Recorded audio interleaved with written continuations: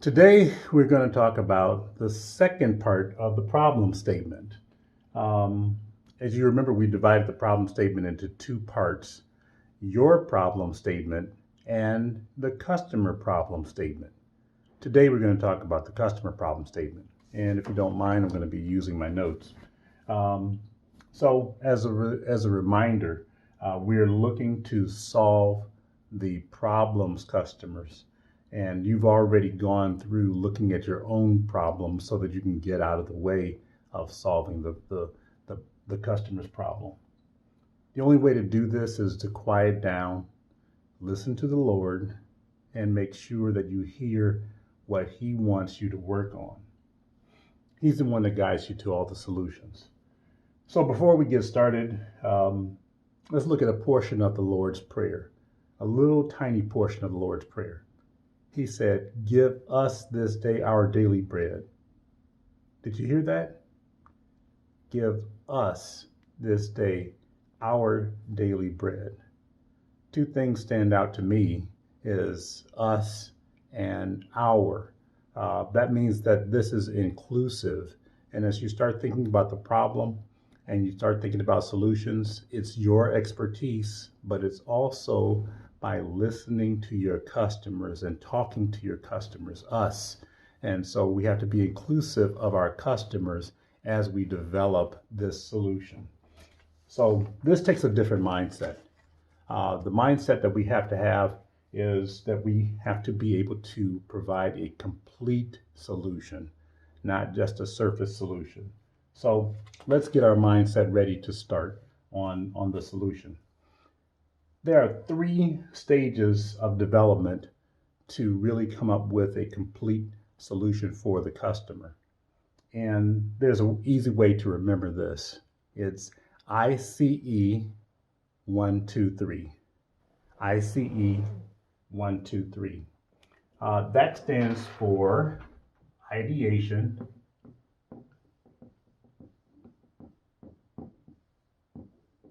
creation,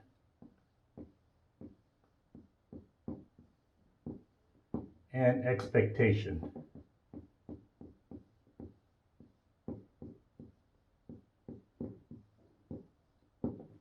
Ideation, creation, and expectation.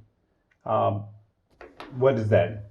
So, ideation is an idea that God has given you or that you see. And this is something that is very valuable for collecting information. So, you're in this euphoric stage of collecting information about the idea. The creation stage is the design, build, and test of that solution.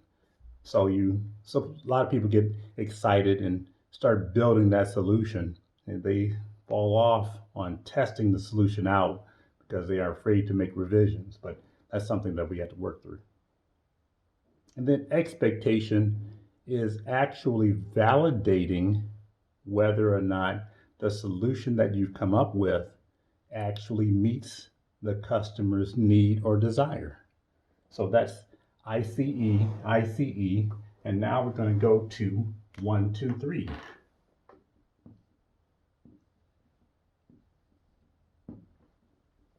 So 1, is it complete?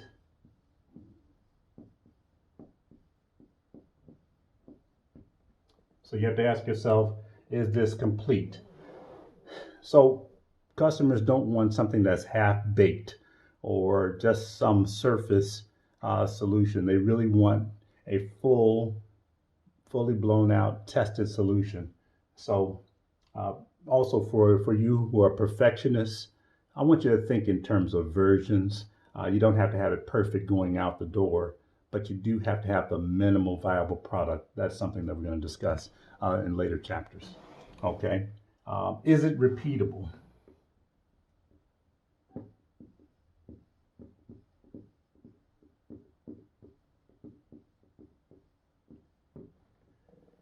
When I say is it repeatable, customers want consistency. So they want something that you can do well over and over again. So is this solution repeatable? And then the last thing is it expandable?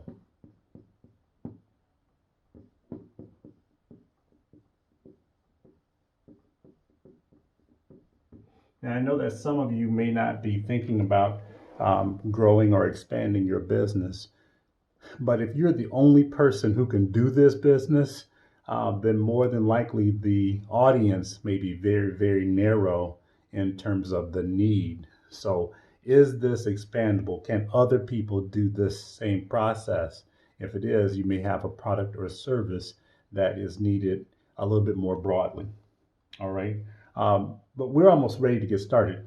So, before we do, there's a last set of principles that I want you to understand, and that is I want you to understand three B's. There's my three. Three B's. Build, be, and bring. I want you to build this product or service with your potential clients and your customers. Don't do this in isolation. I want you to be inquisitive. I want you to ask a lot of questions. And I want you to bring your expertise. All right. And so now we're ready to identify the actual problem. And so as we start thinking about the actual problem itself, I want you to think through how to solve for problems. Okay. This sounds easy, but it's not as easy as you think, because once again, you have to get yourself out of the way. Okay. So, what we want to do is start thinking about the problems that our customers have faced. Let me give you an example. If a meteor hits someone's apartment or house, then you may think that's a great idea to open up a meteor removal business. But how likely is it going to be to have another meteor happen or hit within any number of miles anytime soon? And so that may not necessarily be a viable business, even though at one time a meteor did hit. So what we want to do is address particular problems that are repeatable. So let me give you the definition of what a problem is. A problem is a gap in wants or needs that you or your customer have identified. Okay, I'll repeat that. A problem is a gap in wants or needs that you or your customer have identified. All right, so business problems require a little bit more research, and that research is done with a few different questions. We're going to do this. What? How? When? Where? And why? Okay. What is the customer's need or desire? That's something that's very important because we're just identifying what they want. The second thing is, how often does this need or desire happen? Does it happen each day? Does it happen each week? Does it happen each month? Does it happen each year? So what interval are we looking at? So how often does it happen? When does the need or desire happen? Does it happen at day? Does it happen at night? Does it happen in the summer? Does it happen in the fall?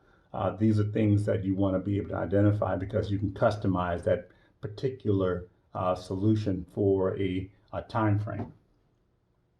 Where does it happen? Does the need or desire happen inside or outside, under the apartment or outside? Wherever you are looking, where does this problem or desire happen?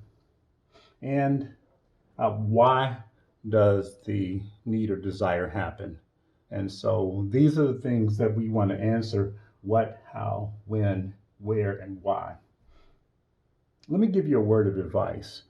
The more simple the solution, the easier it is for your customers to adopt the solution.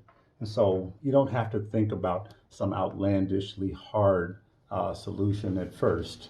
I know that you'll get into more complex solutions a little bit later on. But let's stop at this last one. Why? This is something that's very interesting.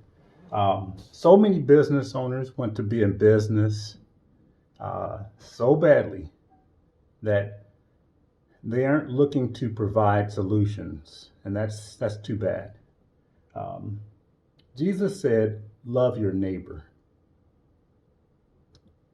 Do you even know your neighbor's name?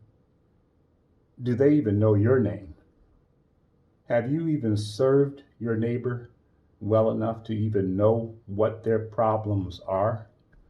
So that's something that you need to understand, and you want to be able to provide a deeper level of solutions. Let's talk about the levels of solutions. There are 5 levels of solutions, and what we want to do is ask the question why 5 times. This is called getting down to the root cause. We're trying to identify the root cause of a problem. Let me give you an example. When you ask why 5 times, you actually get to the root cause. If I have an example of the vehicle will not start, a mechanic may do some kind of investigation and they'll ask the root cause by asking 5 times why. So the first why is why the battery is dead. The second why is why the alternator has broken. Third why the alternator belt has been broken for a while. Fourth why the alternator belt was worn out because it was beyond its useful service life and has not been replaced. And the fifth why, a root cause, is the vehicle has not been maintained according to the service schedule. Now that we've gotten down to the fifth why, there may be other things wrong with the vehicle, but we also see there's something going on with the person that we can pray about. And that's something that we are trying to get to as a God-centered business person. We want to understand not only the product or service need, but we also want to feed the person as well. So again, you're trying to provide a solution. If you stop looking at the symptoms, you can get to the deeper reason and provide a greater value product or service. And if you aren't used to practicing this, then what I would suggest is that you serve for a while, that you serve your audience for a little while and understand what their needs are. That gives you practice. And as you practice more, you will come up with more solutions that you can get your arms around and understand a little bit better. Remember that exercise that we gave you early on in terms of being thankful? Thankful for the gifts that God gave you? Well, that's going to come into play as you start developing your solutions. So your real gifts come into play as you start serving people. Your real gifts, you really emerge and you start understanding who you are as you start coming up with these solutions. So get practice doing that. How will you solve the problem? We're going to use ICE 1, 2, 3. You're going to use the 3 B's. You're going to use the 4 W's and a how. And you're going to use the 5 whys. The next time we talk, we're going to talk about your audience. Okay? Be well and serve well. Take care.